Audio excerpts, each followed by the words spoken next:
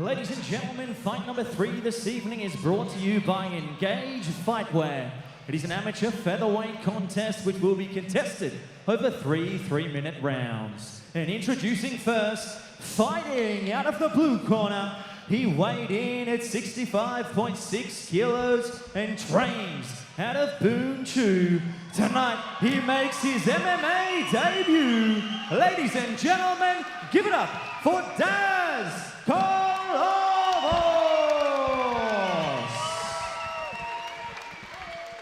And his opponent, fighting out of the red corner, he weighed in at 65.7 kilos and trains out of Southside MMA, holding an undefeated amateur record of 2 wins and 0 defeats. Ladies and gentlemen, give it up for Arman Muhovic. And when the action begins, your referee in charge, Greg Clenyons. Greg Clenyons, our referee, the man in the middle. Dazz Kolovos is in the blue. Are you ready? Fighting out of the blue corner, rather. Fight. Arman Muhovic out of the red corner. They touch him up, and here we go to near Nathan Cage side with Brenton Mumford. You can already see straight away that both boys got a striking background, the way they move, the feints. Controlling the range as well.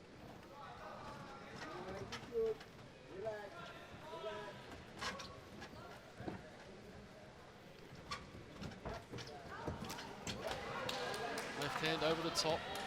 Just missed with that head kick there. Yes. He's got a bit of a height advantage there, but same reach.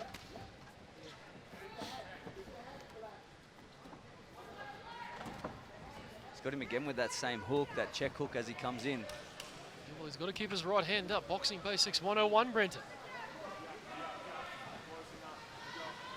As you can see, Muhovic doing a great job. I believe that hand's coming down by memory from when he's kicking, which is obviously not an incorrect technique, but it's just a dangerous one with little gloves. Throwing the right leg kick, someone throws a check hook, that hand's coming down when you kick. And it can only be too natural as... On the spin style. I know a guy did one of those one day. What do you call that? I don't know what that one was, but... Stiff jab lands there for Kolovos.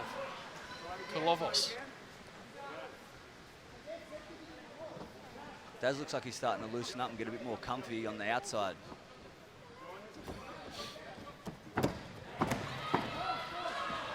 I was going to say great defense, but it is great defense by Dazz as he's straight back on.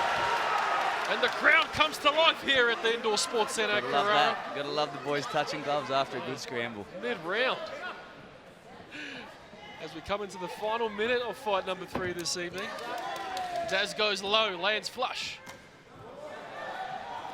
I think Arman getting into the fence is definitely going to be a part of his game plan. I think that's where he's going to be strongest, coming from Southside. And already having 2 fights, he would have had a bit of experience up there. I know they train hard on the wall up there. Absolutely. Asher has them working hard on the wall. Yep. King of the wall, a familiar.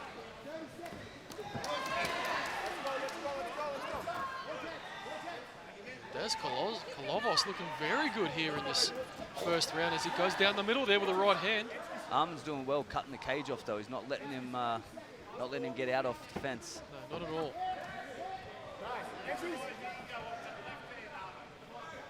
That might be that little bit more cage experience. Stiff left hook landed there by Arman. He got the attention of Dazz there. As round 1 comes to a close, both men acknowledge. And it's good. Well, as you said, it is a sport, and both fighters and coaches free to move inside and outside of the cage. And let me tell you, as we move into round number 2, we are underway. They touch him up. The boys are smiling, having fun. That's what you like to see. And that's the main thing. If you're enjoying yourself in there, that is all that matters. See that striking experience coming there, just how quick that switch comes. Look at the defense of the grappling for Kolovos. Doing very well, Brenton. Look at this. It's the underhook. The underhook is going to be killing it for him. Oh, we'll see what Daniels showed him here. He's only haven't had jiu-jitsu there long, but he's grabbing at the neck. If you got Daniel in your corner and Pasha in the other. He's got to lift that, lift his right arm and try and bring him up a bit. Takedown there by Arman, but he's not out of the woods yet. No, he's doing all the right things. He's keeping that underhook. He's using the fence.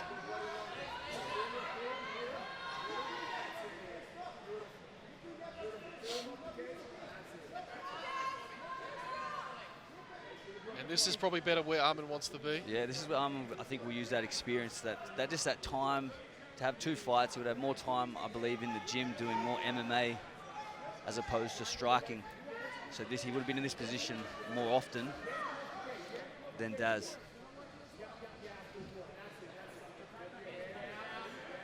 And this is where you're going to see the grappling experience there, where he's grabbing at his neck from half guard. There's never anything in that. He's just going to be burning out his arms. Well, Arman right in front of his corner, no doubt. As you can see there, Pasha giving him some sound advice. What would he be saying here? I think he's telling him to go for that Dagestani wrist lock or handcuff or whatever they call it, but he hasn't had to use it. Made Still in famous. half guard though. That's it. All right, like, stay easy, baby.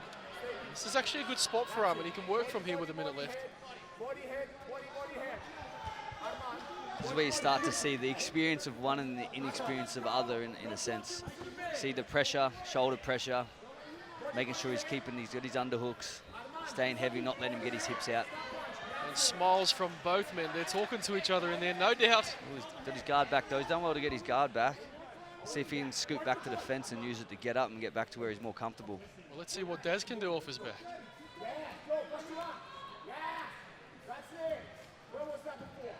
Great volume shown by Muhovic there. I think the guys at Bunchu will be encouraging to try and scoot back here. I grab the pitch.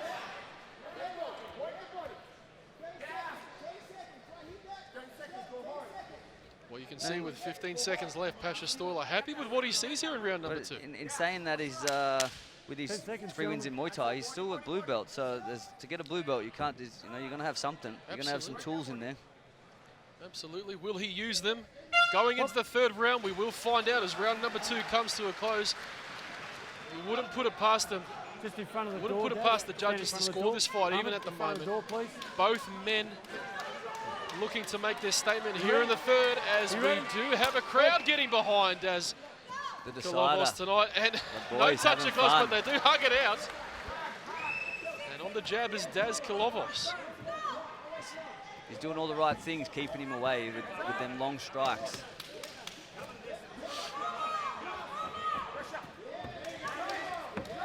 Dazz looking more active here. Yes, indeed he is, as he goes again. Arman acknowledges. Pasha says, don't smile, throw. He smiles, but I'm not sure you want to take too many of those with them little gloves on. Not at all. His coach wasn't impressed as he lands a nice left hook there. Well, that's a nice spinning back kick there, right in the bread basket. They don't necessarily hurt every time they land, but they take a bit out of your gas tank every time they land. Well, absolutely they do, and they do score, as he scores again. He's chipping away in this 3rd round, chipping away, racking up the points, which is exactly what he needs to do while staying at range. Absolutely. Activity will be the key here for both men, as Dazz Kolovos seems to be more active here. Arman takes a deep breath and comes again. He seems to be slowing down pretty steady here. He hits a big kick to the face there, Brenton. I didn't quite catch that one. That one might have landed. His legs went a bit wobbly there. A little bit of Elvis Presley in the cage. I think it is.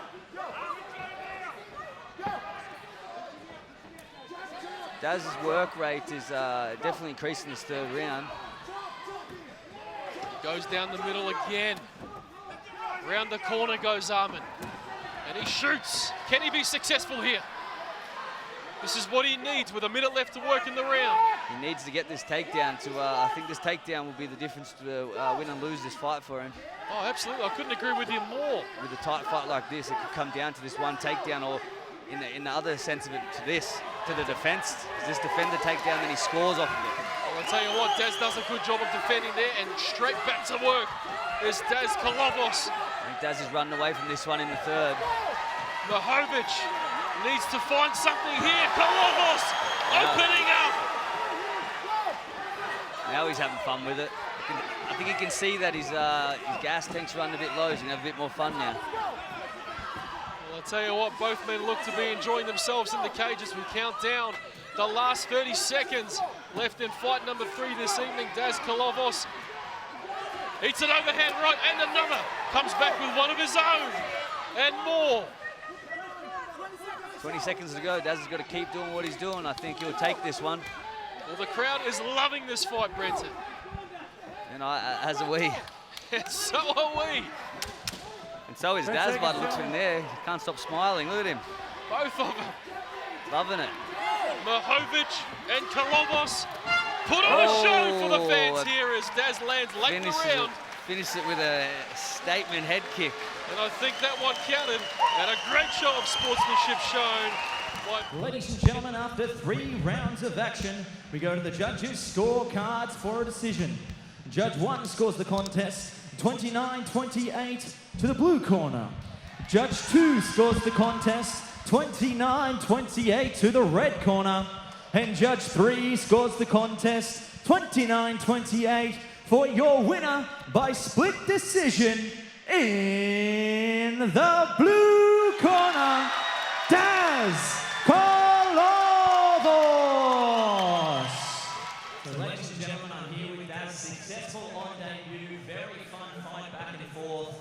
Judging by what we saw, I'm assuming the game plan was to keep him on the feet. Yeah, most definitely, mate. Training out of Boomshoe, world-class striking gym, knew he wanted to take me down, but I was confident I could stay safe on the ground and get up. Well, it's been fantastic to see Boomshoe coming to the MMA ranks. Of course, Daniel Almeida there handling the jiu-jitsu.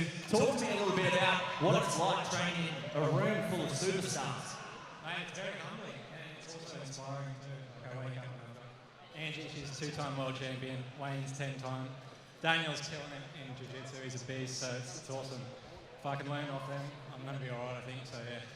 Yeah, an absolute superstar team behind you. And before I let you go, I'm sure there's a few other people you'd like to thank. Yeah, all the coaches that you see here, even got the pad holders at Boomshoe, and every single one of you guys at Boomshoe, I love you. You guys push me every day. That's why this wins for us. It's not just for me, it's for us as Boomshoe as a whole. So thank you.